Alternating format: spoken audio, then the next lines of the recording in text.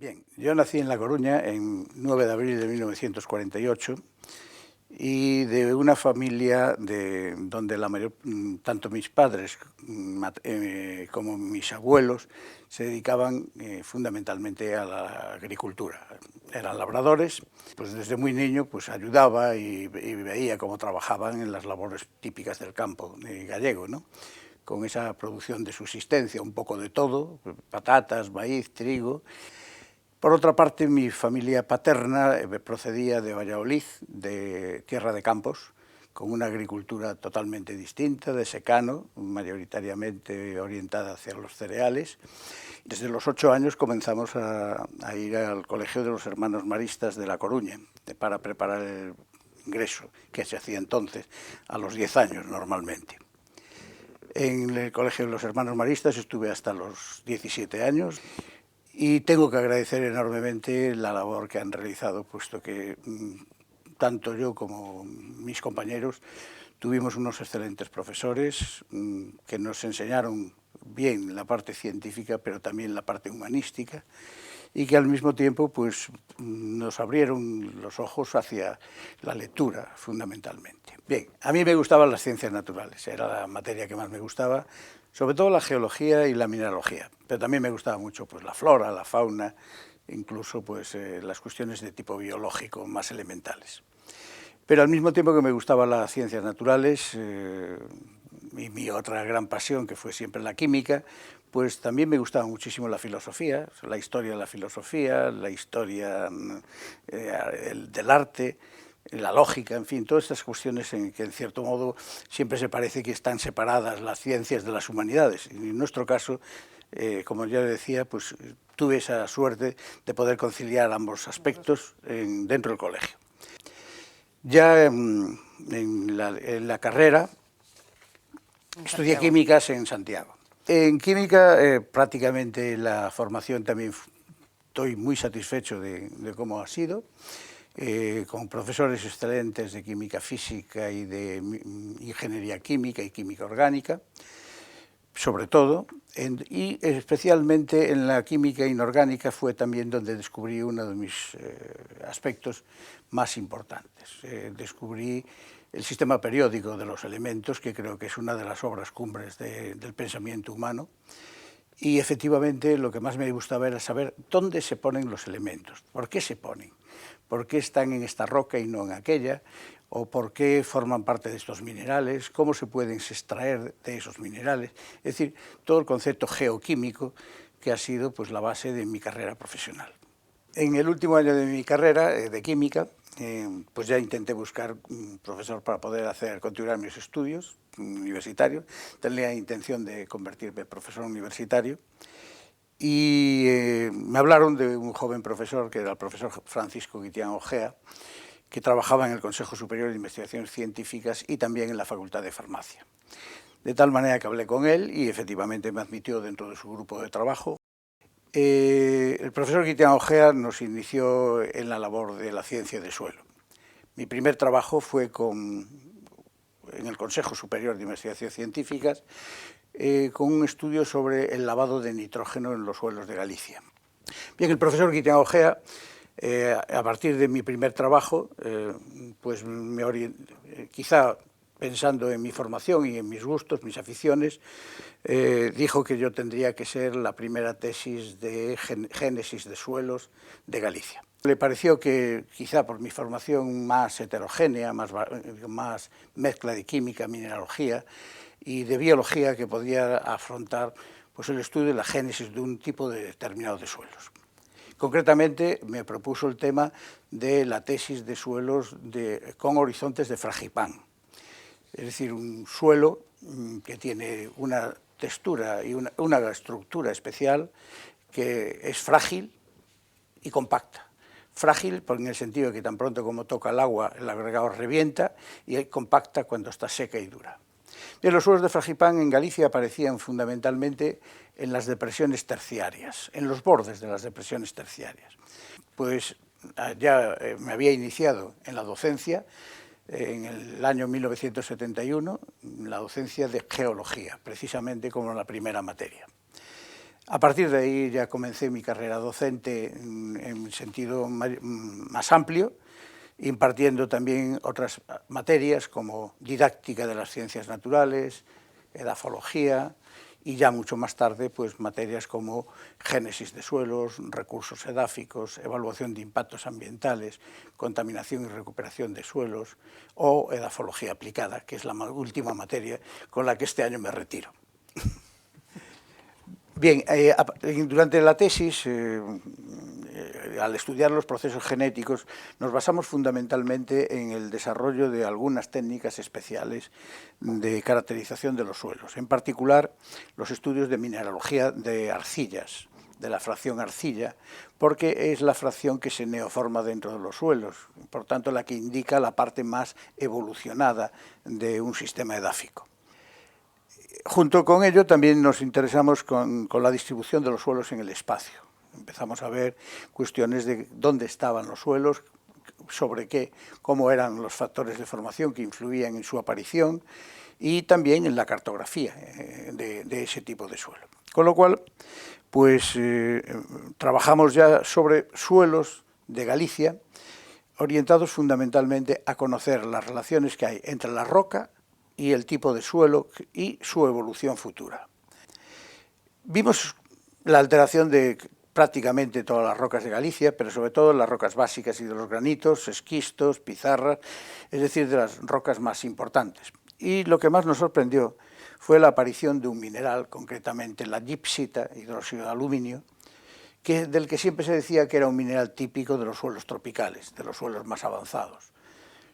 La sorpresa de ver gipsita muy frecuentemente, incluso dentro de la roca en Galicia, llamó mucho la atención, publicamos algunos artículos sobre ello y entró en contacto con nosotros un profesor francés del INRA de Francia, de Clermont-Ferrand, el profesor Jean Dejoux, que había observado lo mismo en Francia. El profesor Jean Dejoux nos visitó en Galicia y vino acompañado de otros profesores, concretamente del profesor Michel Robert, del INRA de Versalles, y el profesor Ward Chesbrough de la Universidad de Ontario.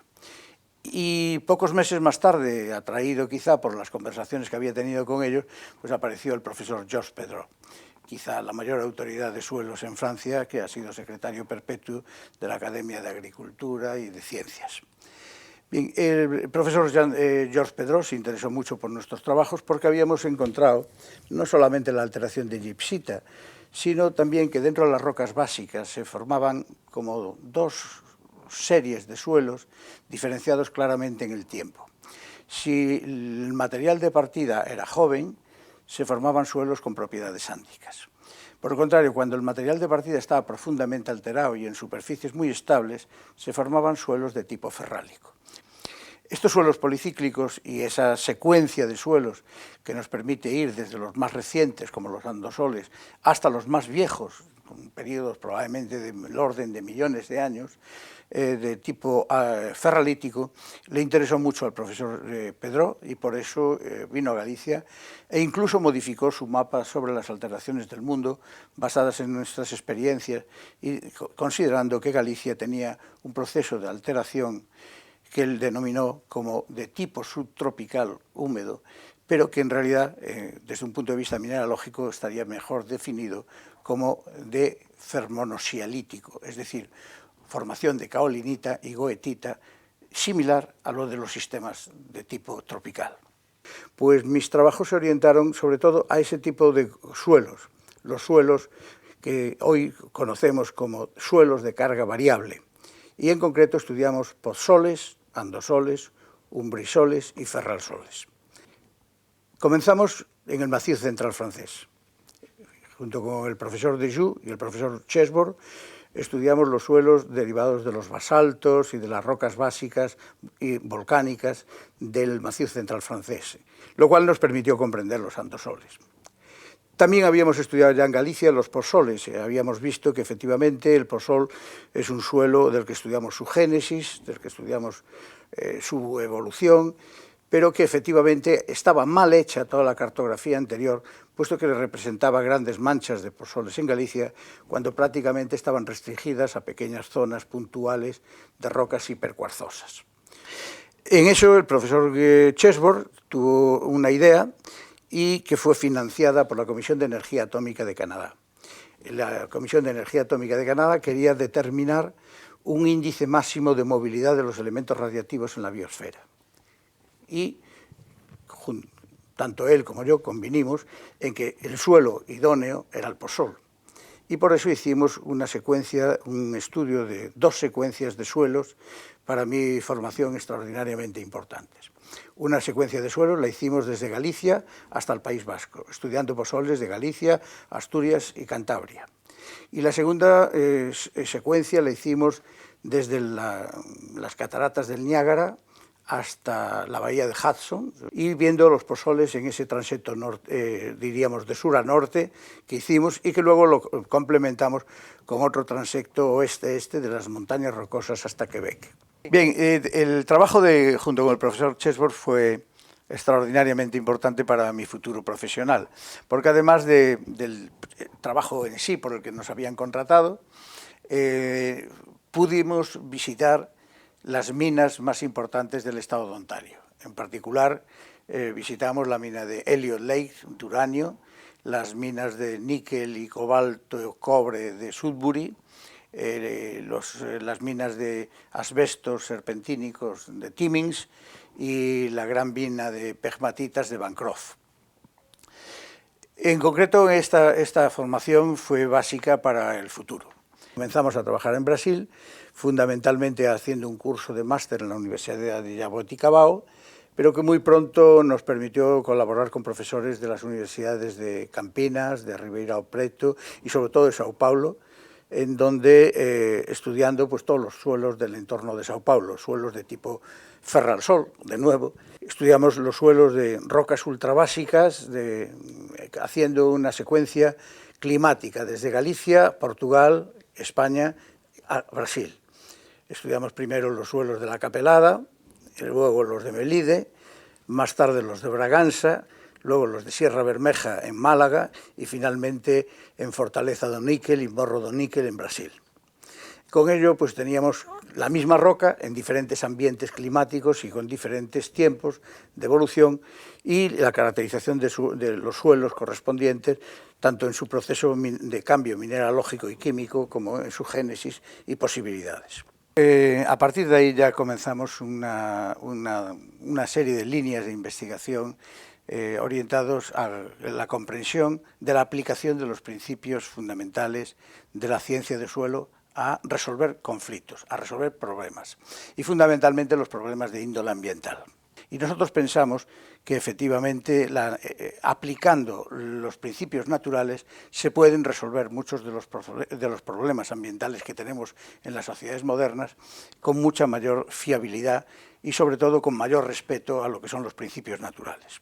Evidentemente también trabajamos sobre los recursos, es decir, los recursos de tipo productivo, y esto nos llevó a estudiar pues, todos los suelos de Galicia, ya no solamente en su génesis, cómo se han formado, y en sus propiedades, y sobre todo a evaluar sus aptitudes y sus limitaciones. Recurso edáfico que tiene una serie de funciones importantes que han sido establecidas y en la que he tenido la oportunidad de representar a España dentro de lo que fue la preparación para la Estrategia Europea de Protección del Suelo.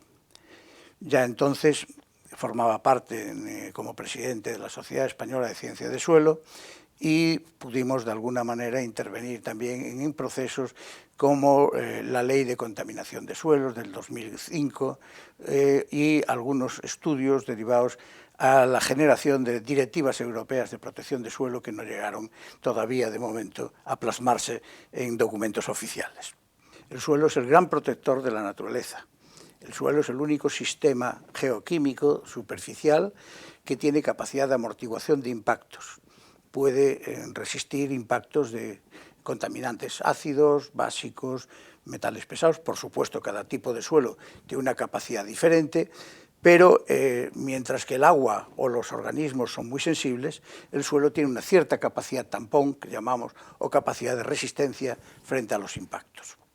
Y de ahí que entonces el suelo tenga la gran, por así decir, responsabilidad de controlar la movilidad y la toxicidad e incluso a veces la composición de todas las sustancias que hay dentro de la biosfera.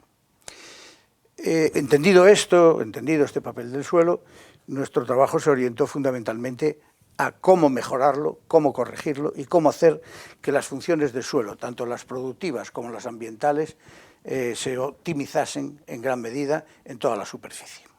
En 1982, Endesa ya sabía que tenía que empezar a restaurar sus suelos, había salido la ley de recuperación de suelos de mina y tenía que recuperar las escombreras. Las escombreras tenían un problema de acidificación importante y esa acidificación por oxidación de los sulfuros producía aluminio que pasaba al suelo, pasaba al agua y afectaba a organismos acuáticos, impedía el desarrollo de la vegetación y la recuperación de todas esas escombreras. Inicialmente recuperábamos por métodos convencionales, métodos que habíamos aprendido en Canadá, que se basaban en la utilización de materias primas como la caliza, el hidróxido de calcio, es decir, en calantes que neutralizaban la acidez. Pero luego también trabajábamos utilizando tierra vegetal para restaurar las partes superficiales, pero luego pronto vimos que aquello era muy insuficiente.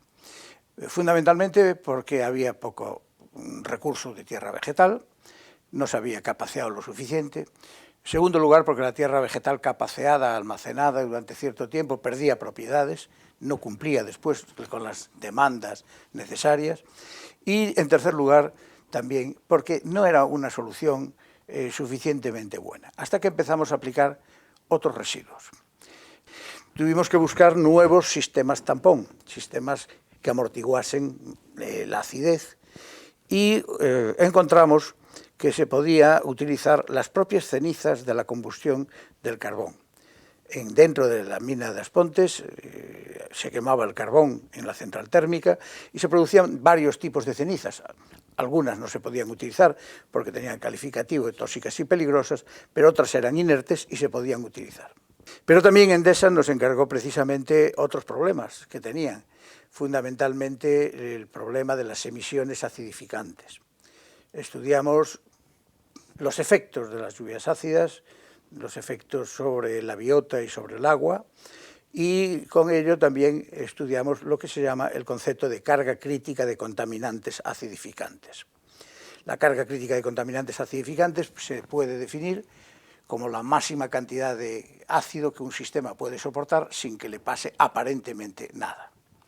Bien, ese concepto de carga crítica de contaminantes nos llevó a hacer el mapa de cargas críticas de acidez de toda la península ibérica y a demostrar que, aunque las emisiones eran muy elevadas en la zona de Aspontes, la capacidad de neutralización de los suelos, especialmente saturados en aluminio, de los suelos ácidos de Galicia, era tan extraordinaria que el efecto sobre el suelo era mínimo. Actualmente se ha demostrado precisamente que son coloides organolumínicos y compuestos que llamamos hoy de aluminio reactivo los máximos estabilizadores del pH y los máximos sistemas tampón, con lo cual eso nos sirvió también para utilizarlo dentro de la recuperación de los sistemas mineros. Hoy el lago de Aspontes tenemos una calidad de agua excelente y tanto el lago como la recuperación de las escombreras han sido merecedoras de un premio de recuperación europeo. Paralelamente a la mina de Aspontes, 2 años después, empezamos también la recuperación de la mina Touro, una mina de sulfuros metálicos próxima a Santiago, donde se explotaba cobre, que había sido abandonada en el año 78, y durante un cierto tiempo nos dedicamos a estudiar por qué se producía, por qué se originaban esas reacciones de oxidación, cuáles eran las condiciones de pH, potencial R2, cuáles eran los efectos sobre los organismos acuáticos, sobre la calidad del agua, qué minerales había, es decir, todo el conjunto de datos necesarios para comprender un sistema edáfico y biogeoquímico. ¿Cómo se puede mejorar? Y efectivamente vimos que se podía utilizar las técnicas convencionales, como decíamos al principio, de utilización de materias primas, pero que era excesivamente costoso y no siempre satisfactorios.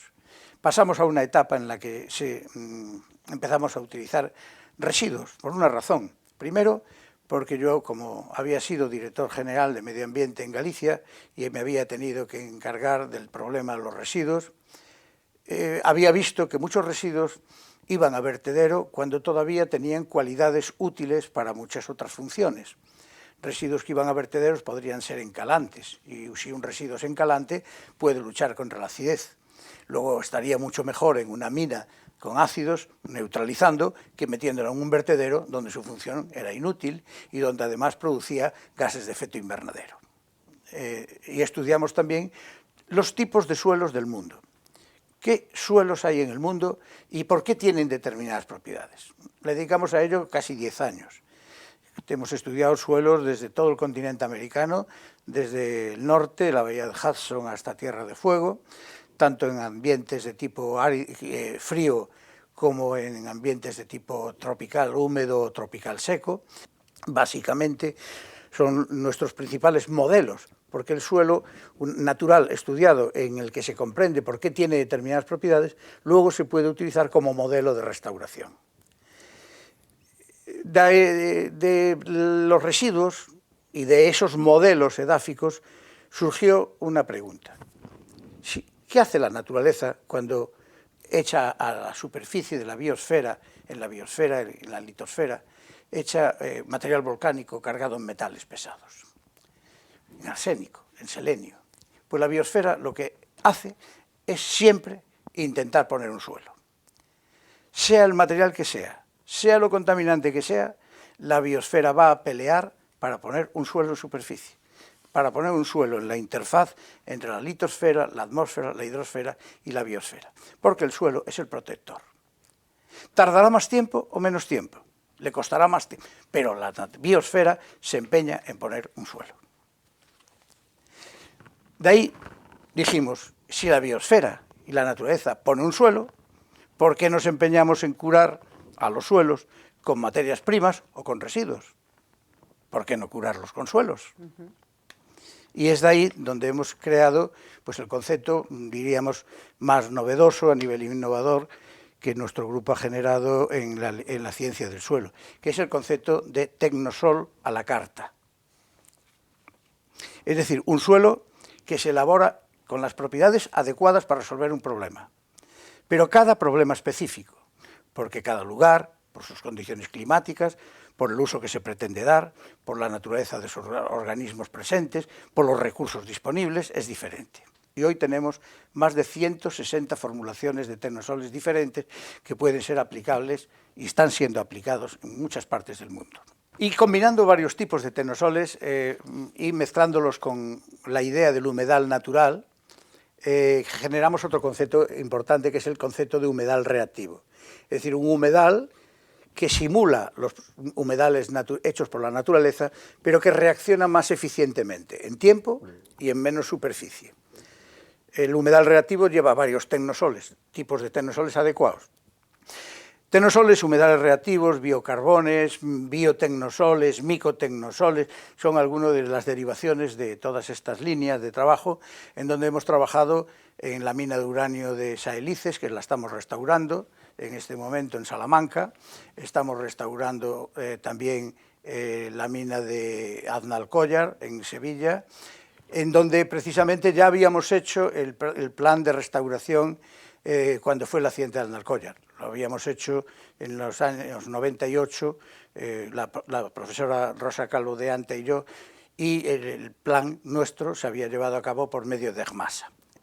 Actualmente, además de trabajar en la mina de uranio y en Aznalcóllar, también estamos llevando a cabo procesos de restauración minera en Perú, en concreto en las minas de oro del entorno de Cajamarca, a más de 4.000 metros de altura. Trabajamos con la empresa Buenaventura y trabajamos en Aznalcóllar con la empresa Grupo México, que son dos de las más importantes del mundo en cuanto a minería. Tenemos ya en este momento tecnosoles que frenan el arsénico, que pueden frenar el selenio, que pueden frenar los sulfatos, que pueden frenar los metales pesados.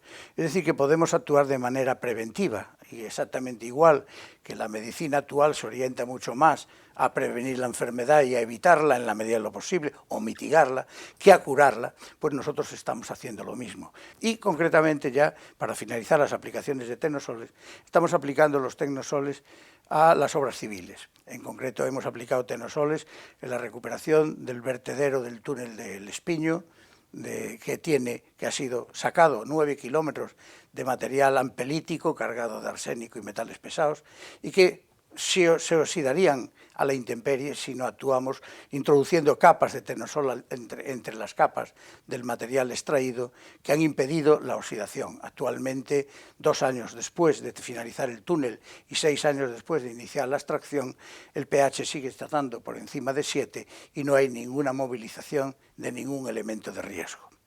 Con la industria agroalimentaria comenzamos con Pazo de Señoráns, en donde le hicimos el primer humedal reactivo, modificando una depuradora anterior, y le hicimos una segunda ampliación. Más tarde trabajamos en San Xoán da Pesqueira con el grupo Sogrape, el grupo más importante del mundo en cuanto a botellas de bebidas alcohólicas, y en donde depuramos el agua de 1,5 millones de botellas de vino sin utilizar depuración, gastos eléctricos y muy pocos reactivos químicos o prácticamente ninguno, solo con suelos, con tecnosoles y humedales reactivos. La línea de tecnosoles y humedales reactivos es la que más estamos trabajando en estos últimos años, pero sin abandonar, por supuesto, el estudio de los suelos naturales, porque los suelos naturales son la clave para aprender de ellos y poder aplicarlos en los distintos problemas ambientales de nuestras sociedades modernas. Bueno, cargos institucionales dentro de la Universidad de Santiago, pues he sido secretario y vicedecano de la Facultad de Biología, he sido el primer director de la Escuela de Ingenieros Agrónomos de Lugo, como director comisario para establecer el plan de estudios, aunque luego no ejercí al año siguiente ya, y he sido director del Departamento de Edafología en 2 ocasiones, e incluso recientemente por sustitución. A nivel de la Xunta de Galicia, pues he sido director general de Medio Ambiente en el periodo de 1989 a 1990, y posteriormente a ello he sido miembro del Consejo de Administración de Sogama en representación de la Xunta de Galicia para la gestión de residuos de Galicia durante 10 años. También he formado parte del Consejo Galego de Medio Ambiente como científico de valía reconocida, por así decir, es el nombre con el que se designaba, durante otros 9 años. Y también, particularmente, pues he colaborado en distintas organizaciones, instituciones de ámbito científico, de investigación a lo largo de estos años. Fuera de la universidad y de la Xunta de Galicia, he formado parte de la Sociedad Española de Ciencia de Suelo pues desde prácticamente 1970, y dentro de ella pues he sido presidente de la sección de Química del Suelo durante 12 años, y presidente de la Sociedad Española de Ciencia de Suelo durante 8. Fruto de ello, pues me han nombrado miembro de honor y he sido reconocido también por la Academia de Agricultura, Alimentación y Medio Ambiente de Francia como académico extranjero dentro de la sección de Físico-Química de los medios y de los sistemas bióticos. También hay algunos premios, particularmente en Galicia, premios de la Diputación Provincial de La Coruña, el premio Federico Maciñeira por los trabajos sobre la capelada, el premio de Medio Ambiente de la Xunta de Galicia por los trabajos sobre las cargas críticas de contaminantes acidificantes, y también hemos hecho contaminantes eutrofizantes y de metales pesados. El premio por los tecnosoles de la Confederación de Empresarios de Minería y del IFEMA de Madrid, que pues, ha sido quizá pues, el que ha dado más realce y más conocimiento a lo que es la aplicación de los tecnosoles en procesos de restauración ambiental.